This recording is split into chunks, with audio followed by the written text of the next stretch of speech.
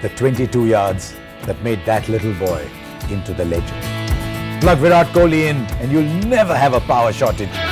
Oh, 6 and 4 seems to be the new binary code for this man. 11 on 10 for him. These are definitely Smith's ashes. There's always a great sense of excitement in the air when these two countries come together. India went to Australia. It was great fun. India won that series 2-1. We're talking one-day internationals, of course. Then Australia came to India just before the World Cup, starting to put their side together. And that's where their revival began. They won that 3-2. So, what, 4-4? But India won the decider. India won that game at the World Cup. So, it's 5-4 in India. But what that tells you is that there's so little to choose between these two sides. India strong as ever in the white ball game, strong as ever in one-day internationals, but facing a very different Australia this time. Warner is back, Smith is back.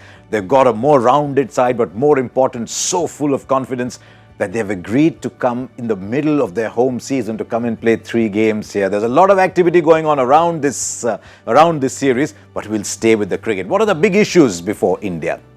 The biggest is, do you play Shikhar Dhawan? Do you play KL Rahul? Now, all this while, either because of somebody resting or somebody being injured, India have been able to skirt the issue. Now, the decision that India take will tell you where the long-term thinking is. Are you going to look at Shikhar Dhawan and say, the last time these two teams played, he scored a match-winning 100? 2 of his last 3 innings against Australia have produced a century. Are you going to say, but hang on, KL Rahul came back at the World Cup, scored 350s, has been in phenomenal form ever since, and he's 25, 26, he's the future. So that is something for me to watch out for. Then Rohit Sharma comes back, nice little break. He's becoming a family man if you listen to his interviews. And he's up against the team he most enjoys playing against. Look at his career average, mid-40s.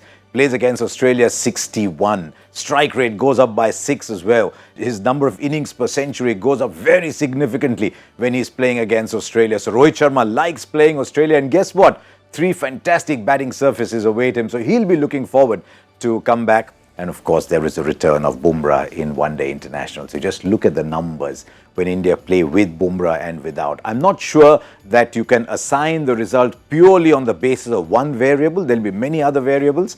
But just look at the numbers. 45-13 versus 12-7. Bumrah comes back. India seemed to be a much better side. So that is one of the other big attractions. But there's matchups as well to look at, as in there are world-class players on either side. There's David Warner coming out for Australia, Rohit Sharma coming out for India.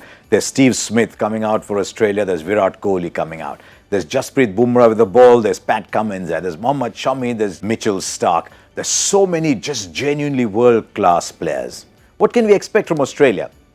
They didn't have much of a home season. It's their first one-day international since that World Cup game. But so full of confidence after 5 very, very dominating wins in the test matches. And it's one of those teams that has a very high correlation between those that play test cricket and those that play one-day international. So you'll find Warner opening the batting again. There's Smith at 4. Alex Carey comes back. That's a big one. But also watch out for the new sensation from Australia, Marnus Labuschagne.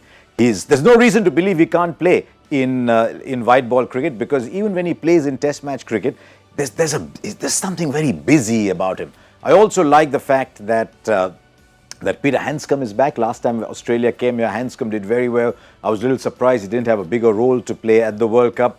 But 3 key players from that Australian side from about 10, 11 months ago are missing. Usman Khawaja was player of the tournament. I think his fortunes have just dipped a little bit.